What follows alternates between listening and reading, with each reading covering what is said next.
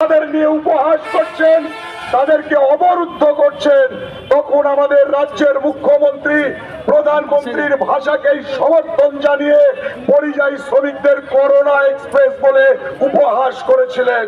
সেই সময় একমাত্র লাল ঝান্ডার সিআইটিউ তারা লড়াই করে আদালতে গিয়ে আন্দোলনের মধ্য দিয়ে তাদের ঘরে ফেরার ব্যবস্থা করেছিলেন। ঘরে ফেরার পরেও বাড়িতে তারা ফিরতে পারেননি।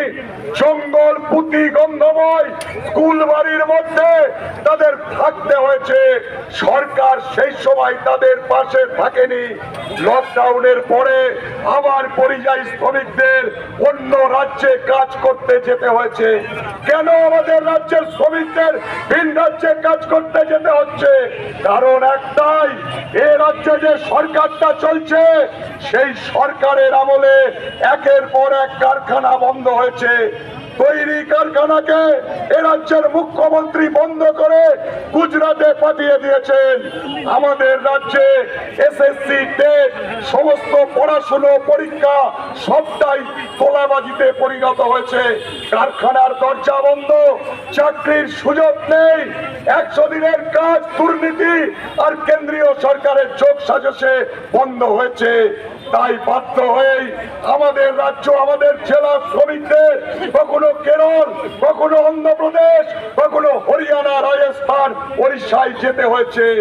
আজকেও তারা ভিন রাজ্যে আছে। এ রাজ্যের সরকার তাদের রাজ্যে কাজ দিতে পারে না, আবার অন্য রাজ্যে গিয়ে বিজেপির সরকার তাদের বাংলা ভাষায় কথা বললে তাদের জাত, ধর্ম আর ভাষার পরিচয়কে ব্যবহার করে তাদের ডিটেনশন ক্যাম্পে পাঠাচ্ছে, তাদের বিদেশি বলে চিহ্নিত করে দিচ্ছে। এই দুই সরকারের শ্রমনীতির বিরুদ্ধে, দুই সরকারের নীতির বিরুদ্ধে আমরা ধর্মঘট করেছি।